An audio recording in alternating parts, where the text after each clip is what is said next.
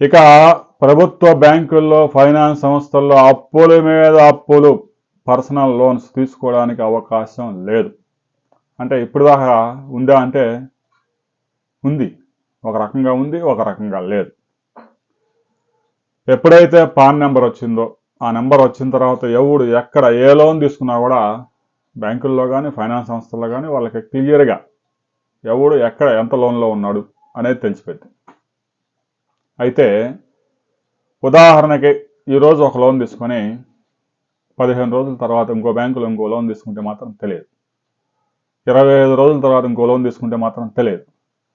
లోనికి మధ్య ఏదైతే ఈ సమాచారం ఆర్బీఐ దగ్గర అప్డేట్ కావడానికి మినిమం 40 రోజులు పడుతుంది ప్రస్తుతం.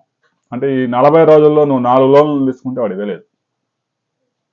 దీనివల్ల ఏమవుతుందంటే పర్సనల్స్ లోన్స్ తీసుకునేవాడు ఈరోజు ఒక బ్యాంక్ దగ్గర, వారం తర్వాత ఇంకో బ్యాంక్ దగ్గర తీసుకొని ఇంకొక వారం తర్వాత ఇంకో బ్యాంక్ దగ్గర, ఇంకొక వారం తర్వాత ఇంకో బ్యాంక్ దగ్గర అవి తీసుకొచ్చి వీడికి ఇవి తీసుకొచ్చి వాడికి అరిషాద మేత తరహాలో కొంతమంది మోసాలు చేస్తూ ఉన్నారు.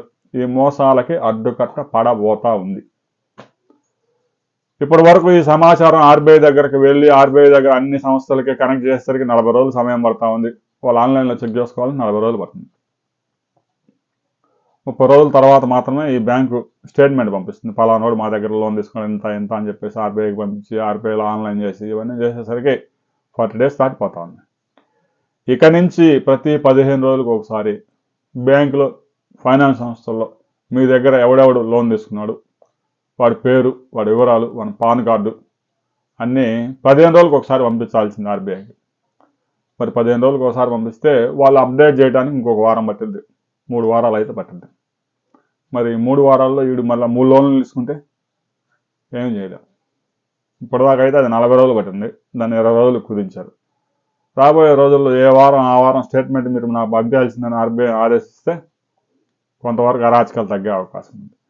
అయితే గతంలో మాదిరి 40 రోజుల అవకాశం ఉంది కాబట్టి ఎక్కువ లోన్లు తీసుకునేవాళ్ళు ప్రస్తుతం ఒక 20 రోజుల అవకాశం ఉంటుంది కాబట్టి తీసుకోవాలనుకున్నవాడు 2-3 బ్యాంకుల్లోనైనా ఫైనాన్స్ సంస్థలైనా తీసుకోవచ్చు. కానీ కొంతవరకు అడ్డుకట్ట పడే అవకాశం ఉంది.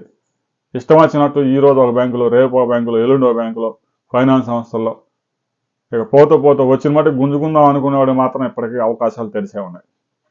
దీని మీద మీ అభిప్రాయాలు కూడా తెలియజేయండి. మీ ఎక్స్పీరియన్స్లు కూడా. రుణాలు తీసుకునేటప్పుడు సమాచారాన్ని మొత్తాన్ని ఆర్బీఐ ఆన్లైన్ చేయడం, బ్యాంకులన్నిటికీ సమాచారం అందించడం, ఫైనాన్స్ సంస్థలన్నిటికీ సమాచారం అందించడం, ఎవడెవడు ఎంత లోన్లో ఉన్నాడు, 50,000 జీతం వచ్చేవాడు 50 లక్షలు 10 బ్యాంకుల్లో ఎలా తీసుకుంటాడు? పే చేసే సామర్థ్యం ఉండదు కదా. అందువల్ల పేమెంట్ సామర్థ్యం, ఈఎంఐ సామర్థ్యం ఎంత ఉందో చూసి అంతవరకు లోన్లు ఇస్తాయి బ్యాంకులు కానీ ఫైనాన్స్ సంస్థలు కానీ. ఒకటి ఇచ్చిన తర్వాత ఇంకొకటి ఇవ్వడం ఆ సామర్థ్యం లేదని గ్రహించి.